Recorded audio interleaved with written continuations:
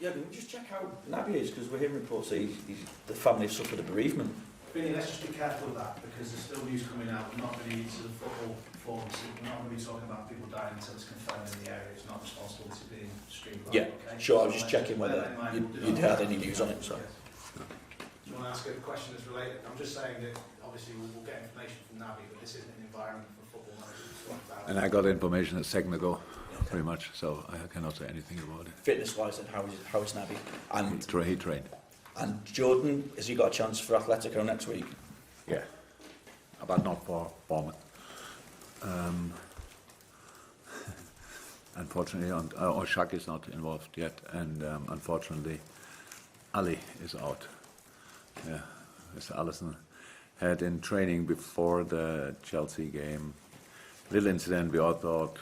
Nothing was clear, will not play anyway. The plan was that he's on the bench. And then there we thought, oh, come on, we don't have to take any risk. And so left him out of the squad.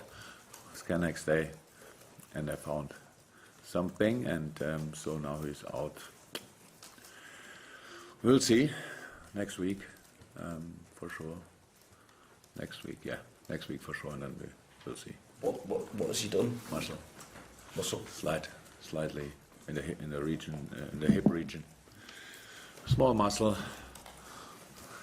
You could all do your work still, but a professional goalkeeper, there's a slightly different. So that's the situation.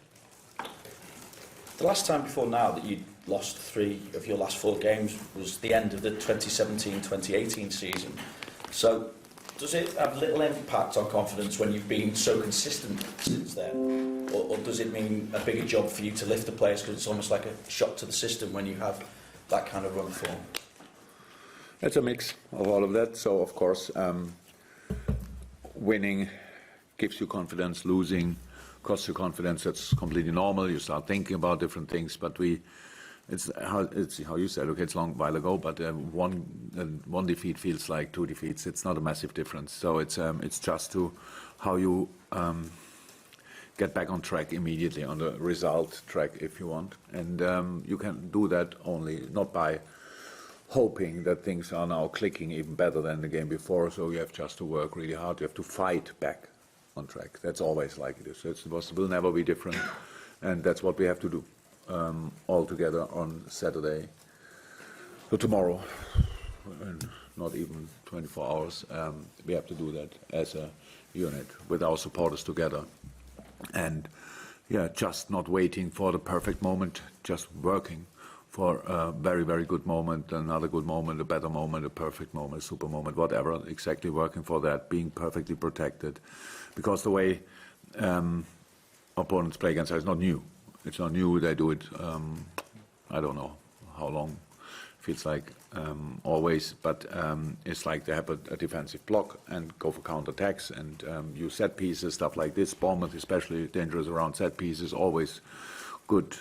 I think they scored around about 50% of their goals from set pieces, so which is quite an impressive number. So we have to be 100% spot on there. We have to play football. We have to play the way through, to force the way through, to accelerate, to switch the side, use small spaces to create big spaces, and we have to be perfectly protected because of the counter-attacking threat with King, Wilson, and Fraser especially. So that's a job to do, and that wouldn't have been different if we would have won the last few games. So that's the same, but we want to fight, and that's what we have to show. I have to ask about this because it's obviously impacting on the Premier League now, and with the fair play handshake having gone, Liverpool obviously won't be having mascots on the pitch now either for the foreseeable future because of the coronavirus outbreak. The possibility of playing games behind closed doors is being talked about as well. What are you being told? What information are you getting day to day as regards this, Jurgen, and what advice, what protocol are you actually following? So what I know is, and my answer will not change to what I said after the Chelsea game. It's just of course we get information every day as a person. For all, we all see the news and stuff like this. But apart from that, depending the Premier League or our games in the Premier League, we trust the things they tell us. So that's what we do. no handshakes or no handshake, no mascots or no mascots. And if there are some out from our club, some additional things to do, these people sit together the whole week and think about what they can do to decrease the probability to get infected. And so that's it, and that's what we try. Nothing changed here really, apart from, why should you give a handshake in times when it obviously is not the right thing to do? So it's not that difficult to change that. Apart from that, we have to do the normal stuff. But how is that? After the Chelsea game, people with more knowledge, people who think much more about it, who want to find solutions for all of us, if they make decisions, then we trust and hope and trust that they are the right decisions, and we follow them. Easy as that. You can set a top-flight record of 22 home wins in a row. How proud does that make you, and how much has Anfield, when you first arrived as a manager, is it bigger and more crazy than you expected in terms of the fan support? Yeah, it's much bigger, but I realized that already a while ago. Yeah, Anfield, the influence and impact of Anfield is much bigger than I thought. But look, that's the situation. We never really thought about statistics and stuff like that. But in this moment, it doesn't feel like we won the last 22, and that's how defeats change the things. That's how it is. We would never and have never ignored the things that happen to us, result-wise, injury-wise, whatever. We just have to. We have to create an atmosphere tomorrow again. We have to use the atmosphere then. But for that, everybody needs to have the right mindset, our people as well, because it's a situation. Not only we lost as a team, lost the 3 of the last 4, our supporters lost them as well, and it's about the reaction. So really fighting back with an atmosphere which will be really exceptional. We face an opponent with Bournemouth who is fighting with all they have for the league now for months already.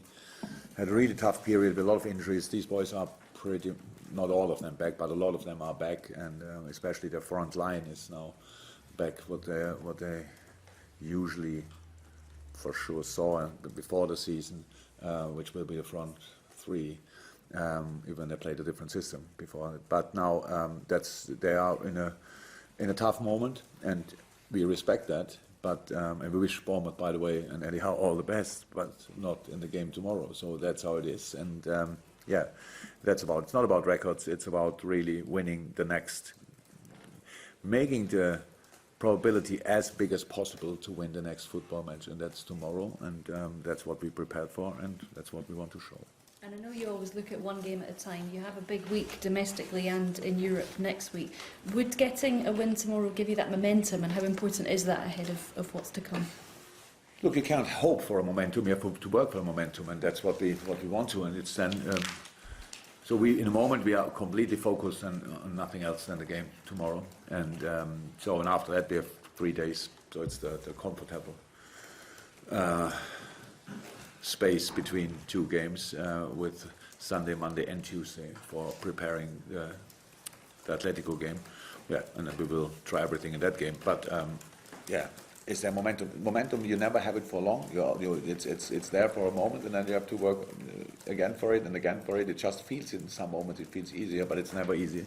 It's always difficult, and would be great. I want to win that game tomorrow anyway, so it would be great if we could use it, and let's hope and work for it that it will happen. Jurgen, when you talk about the right mindset with the crowd at Anfield, the fans, we spoke after West Ham that maybe it was a bit of nervousness, maybe a little bit flat. Is it because of the expectation and maybe the will for success and the gap that you have at the top, and it's just like thinking, this will happen, but it's just creating that atmosphere itself? Do you think that's been missing a little bit? No, absolutely nothing to do with the atmosphere. No, we lost. At Atletico, we are not responsible for the atmosphere there. It was a special atmosphere. Didn't like it too much, but we have time to respond for that on next Wednesday.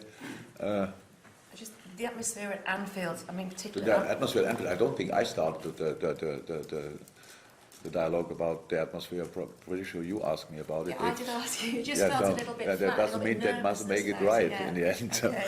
So it's completely off. We are 2-1 down. Which crowd in the world is then 100% sure that you will turn it around? We were 2-1 down, that's the truth. So that's what you have to do. It's not about our supporters. I would be the first who would tell them. But so far, They are only responsible for the good things that happen and not a little bit for the not so good things which happened. It's just, I think everybody knows what we need. So we need to play passes. We need to try things. If you try things, they don't work out. That's all. And not all the time. It's not like this. And it never was. If you win a game 4-0, it's not that each pass leads to a goal-scoring opportunity. So, and that's what I mean with mindset. We have to be, as a team, we have to be ready to try things which will not work out. That's how football works. You can't only play around the formations. You have to try to play through. You have to try to play over. You have to take a risky pass. That's how it is. That's how football is. And if you don't try that, then you decrease your own chances to win the game. So, and for that, would be nice if the crowd would be ready as well. That's all what I'm talking about. Not difficult. Just the atmosphere will be as good as possible, I'm sure. I just mention it because I don't want that anybody will forget it, coincidentally. Yeah, again, because this is relatively uncharted waters for Liverpool, this Liverpool team over the last 2 seasons certainly, to lose 3 games out of 4. Since the Chelsea game, have you sort of tried to do things maybe a bit differently in training or freshen things up, or have you had a big meeting with the players to sort of try and re-energise them? No, we had a big meeting after the Watford game and after the Chelsea game. It would have been really silly from my side if we changed 7 times and then I tell the boys, you should have changed the situation for us. I said it after the game. I liked a lot of parts of the game. We conceded 2 goals, one after counter-attack, one after a super shot. I know nobody wants to hear it, with a tricky ball.